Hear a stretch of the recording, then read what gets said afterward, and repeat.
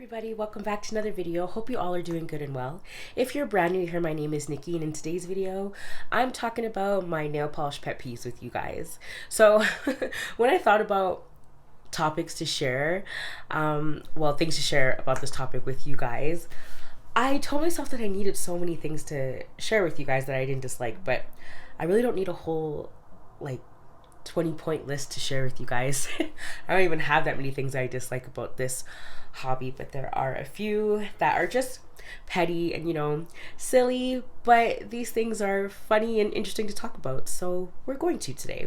Just a disclaimer, this is not meant to spew any negativity into the community. This is just strictly just for content and just me sharing my thoughts with you guys. So I don't have 20, but I got 6, so let's get into it. So the first one is just for my aesthetics and the way my brain works.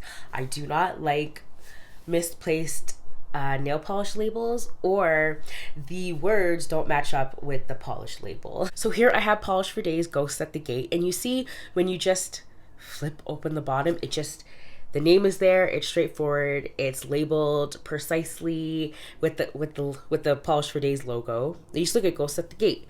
So if it was like sideways or turned upside down, I don't like it. Something about just looking at the nail polish bottle, flipping upside down, just reading the name without having to turn upside down or sideways, I like it. Maybe it just speaks to just how anal I am with organization. I just love proper organization. I love finding things right away when I look for them. I don't want to be discombobulated and looking for stuff that I know I should have put in the correct place.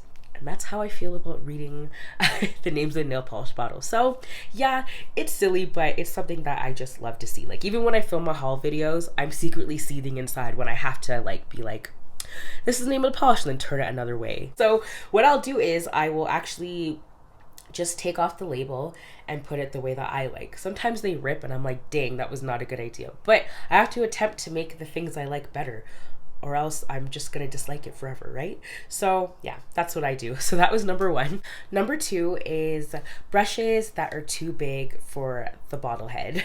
So one brand that I think of in particular is Picture Polish, which is a brand that I don't hear much about anymore.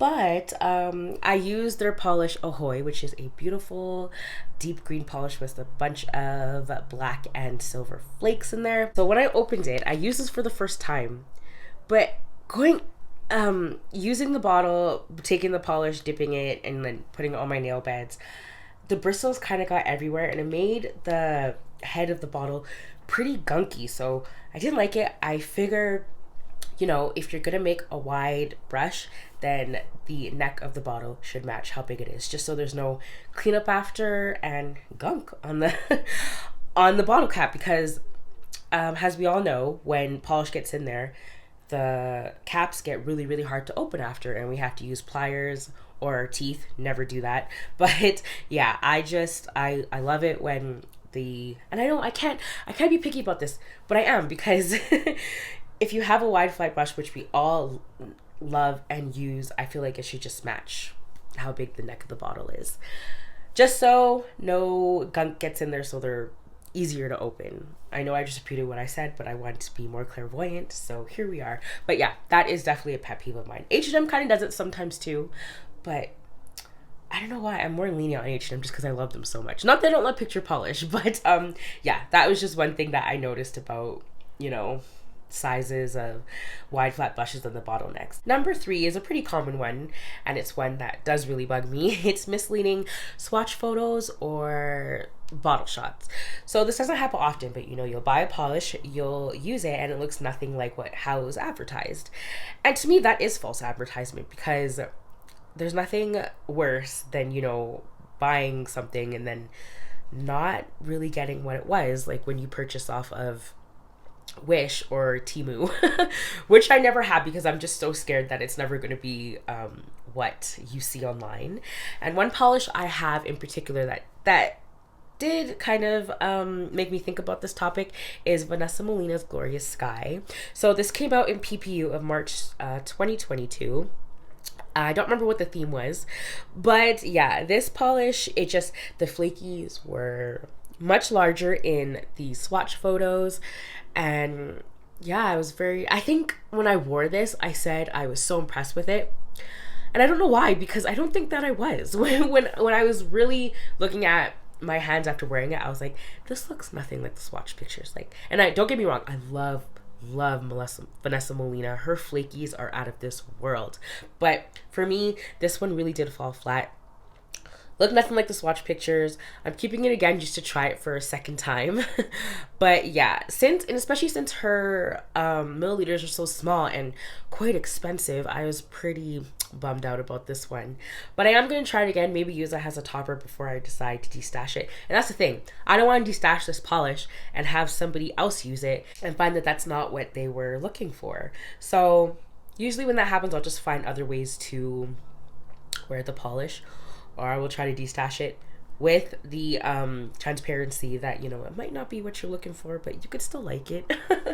Because, you know, that's what I'd want someone to do to me, even if they're worried about not making a sale or not. But yeah, I just try to like pay it forward in this community. And yeah, I would be doing a disservice if I wasn't honest about how I was feeling about this. But yeah, that's just how I feel about misleading watch photos, especially when they're so over edited, like the lighting on it. Even sometimes the hand can look artificial. That's why I'm just not like a fan of this whole AI thing. But it's the way the world is moving now. But yeah, I'm not a fan of misleading photos, because I really want to spend my money on things that I'm gonna get. Number 4 is super awkward bottle shapes. And I say this because I want every polish I wear to be able to fit in this Helmer drawer. Not that I don't like seeing them out on display, which is why I got this spinning rack here, but I do like essentially that they will fit into the Helmer drawer one day. And I did get this polish as a gift from a friend, but it's from the dollar store, I believe, and it's called Bourgeois, which is a really, really nice brand. They have a lot of really fun colors, and their brush is quite nice as well for being from the dollar store. But yeah, these won't fit in my Helmer drawer. I 100% have to keep them on this shelf or over there where all my base coats are, where I do my nails.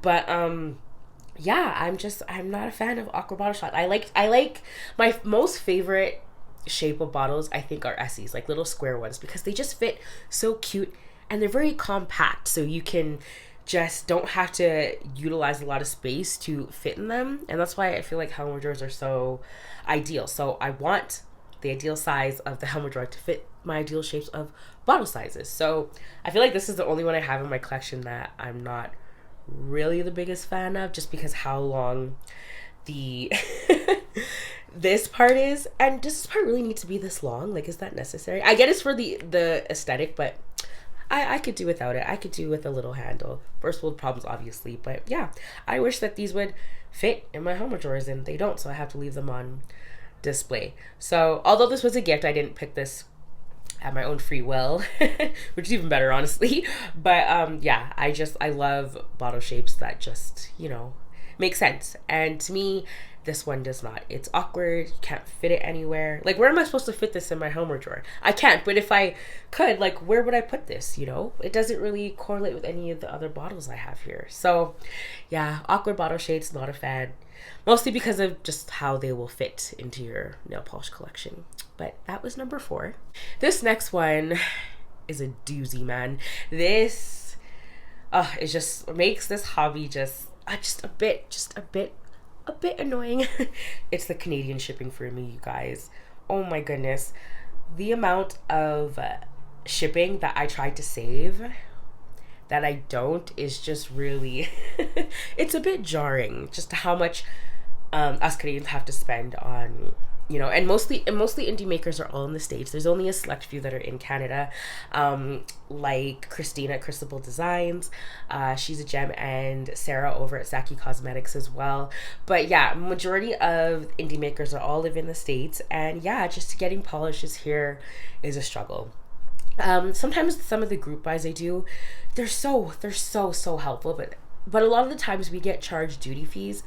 So I'm thinking, was it really worth it for me to buy in this group buy if I just ended up having to pay more with the duty fees if I just ordered myself and got just a little small amount? Because sometimes in these group buys, 80 to like 90 polishes are being bought, so that is going to come with duty fees, and it sucks, you know. I'm not a fan of getting these extra charges. Why do they do this to us? Seriously. And plus with the wait that I have to wait, like the last haul that I filmed for you guys, I waited for 3 polishes for almost half a year, and it's because you know, Hela Handmade Creations had a few difficulties with shipping, but it's because that the creator, or the lady that's behind the monthly box, she took a course that taught her how to handle dangerous goods and shipping them. So that's completely fine, but it still sucks that you just have to wait so long for polishes, and it makes it like, oh my gosh, maybe I could have used that money for something else in the meantime if I knew I wasn't going to get these quick.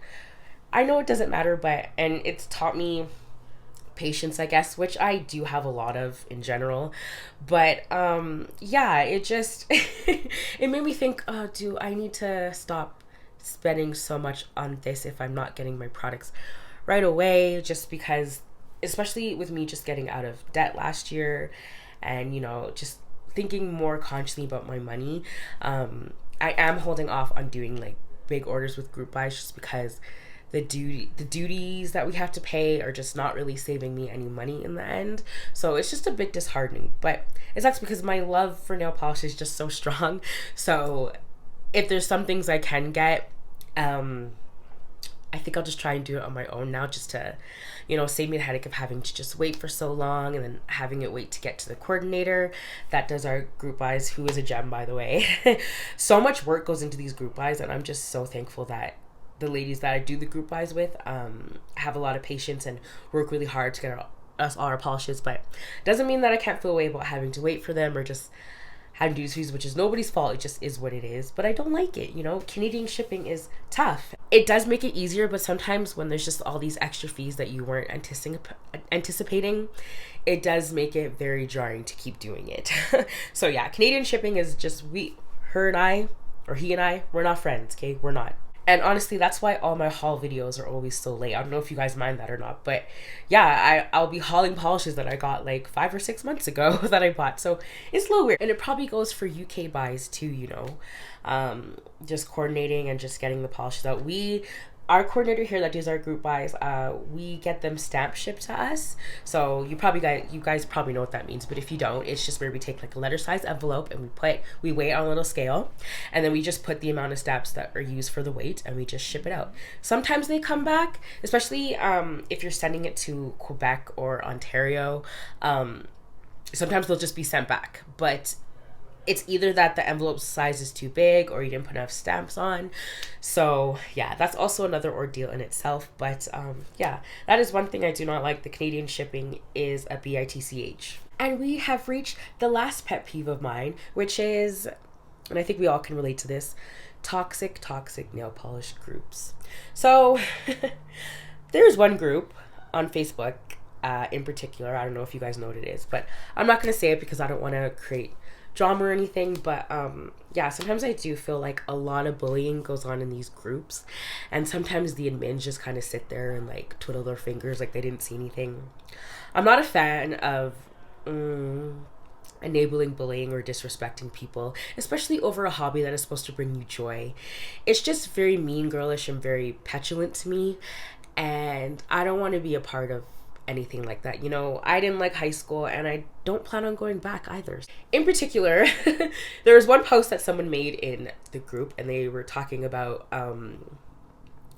makers not giving not a big enough discount. But there's one maker that didn't have a sale for Black Friday. It was just kind of mysteries and a doorbuster, which is fine. Totally her choice. So, and I feel like when you have opinions about this stuff, you should just be able to say it without so much backlash, and especially not even understanding why the person feels that way. Like for me, discounts are always welcome because, like I talked about, the Canadian exchange is very expensive. So the bigger the discount, the better it is for your girl. So I do appreciate when brands in the States have big discounts, like during Black Friday, or just when they decide to have random pop-up sales. It's always so nice because since the shipping is so expensive and the exchange rate is killer, discounts are always welcome. And then people were attacking the girl, saying, or whoever posted it, because it was anonymous, they're saying that she was ungrateful, that makers don't have to do anything for her. And they're right. Makers don't have to do anything, but I wouldn't say it's ungrateful. Like, it's always nice to get a discount on stuff when you don't, in general, especially when you don't live in the States, where you guys are so blessed with the cheap shipping, and you don't get an exchange. You don't get a currency exchange when you buy polishes. So it's really, really nice for you guys. But I just thought that was crazy, and it made me leave the group. Like, I was like, people are literally attacking this girl because she's just saying her opinion, which you should never be attacked on. Yes, we can disagree, but you don't need to attack me. That's just kind of where I draw the line, and I will not be engaging with you any longer, because we're not here to be disrespected. We're here to be heard and understood. And if you don't want to hear and understand me, that's fine, but you won't disrespect me. That's just how I feel. So when I saw that in the group, it just made me leave, and I was just like, yeah, I don't want to feel negativity about this, or people don't have a right to feel the way they do, because, we all do. We all go through stuff that affects us, and we have a right to feel how we do without being so judged and just ridiculed for it. So I feel like that was going on a lot in that group. So I left it, but and I don't plan on going back, because it's not that I'm all about rainbows and sunshine, like positivity. I'm not that person. Not that I'm not a positive person, but I also don't like to be too positive and not deal with the reality of things that are troubling. So for me, yeah, I'm out of the toxic nail polish groups. It's very high school to me, and I'm not trying to go back there. So that's just how I feel about it. All right, guys, that was it for this pet peeve video. Let me know your thoughts in the comments below. Like I said in the beginning, this is not meant for any drama. It's just sharing how I feel about certain things in this community. Anyways, thanks for listening. I appreciate all you guys, and I'll see you in my next one. Take care.